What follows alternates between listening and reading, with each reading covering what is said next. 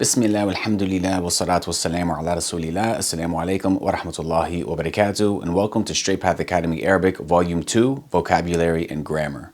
So now that you've memorized the definition for the fi'l, in that it is the first of three types of Arabic words and has a complete meaning and relation to time. And now that you've memorized the first four examples of the fi'l, we're ready to complete this portion of the lesson, inshallah. So this specific version of the fi'l, where we say, he did something in the past. This specific type of fi'l is often used as a reference for the simplest form of a root. Because as you can see, each one of these examples contain only 3 letters. And each of these letters are from the root. Whereas many other words can be formed from these roots by adding other letters. So for example, if instead of saying he did something, we wanted to say she did something, all we would do is take this form of the word and add the letter ta with a sukoon,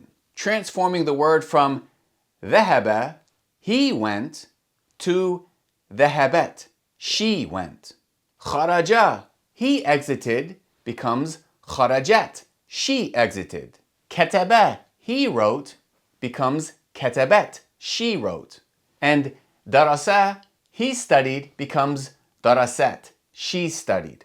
So this gives you a bit of an idea regarding how the Arabic language works when it comes to words. Most Arabic words have a 3-letter root, which is most clearly represented by the version of fi'l where you would say he did something, and by adding other letters, or perhaps changing some of the harakat. More words are created that relate to the root.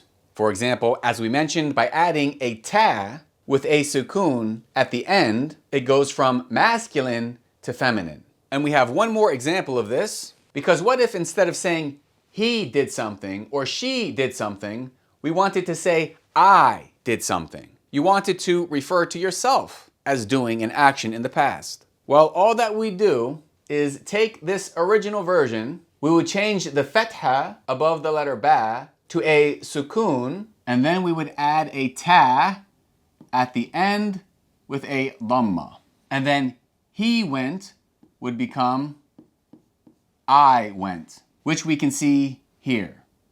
Dhahabtu, I went. So dhahaba means he went, dhahabat means she went, and dhahabtu means I went. Kharaja, he exited, kharajat, she exited, kharajtu, I exited. Kataba, he wrote, katabat, she wrote, katabtu, I wrote.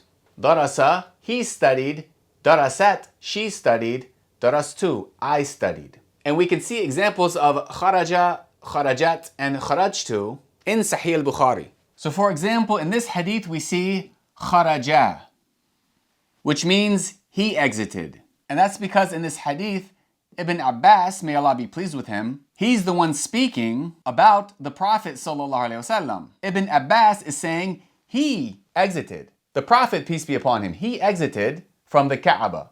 Therefore he said kharaja. He exited in reference to the Prophet ﷺ. But here we see in another hadith the word kharajat, which means she exited. And that's because in this hadith, there's a man who is referring to his wife. He says, my wife has exited. My wife, kharajat. My wife has gone out intending to perform hajj. And I've been enrolled in such and such campaign. The Prophet ﷺ, he said, return and perform the hajj with your wife. So kharajat is used because it's referring to a woman. It's referring to somebody's wife. And here's another hadith with one more example where the Prophet ﷺ himself said, kharajtu. Kharajtu meaning I exited. The Prophet ﷺ, he's informing the people that he came out, he exited. The Prophet, peace be upon him, said, kharajtu, I exited, I came out to tell you about Laylat al-Qadr. So because he was referring to himself, he said, kharajtu, alayhi salatu wasalam. So hopefully that gave you some insight regarding the fi'l. The next step is making sure that you have memorized all 12 of these vocabulary words. So in the next lesson, we can move on to the second of the 3 different types of Arabic words. Allah knows best. Jazakum Allahu khairan. سبحانك اللهم وبحمدك أشهد أن لا إله إلا أنت أستغفرك وأتوب إليك. السلام عليكم ورحمة الله وبركاته.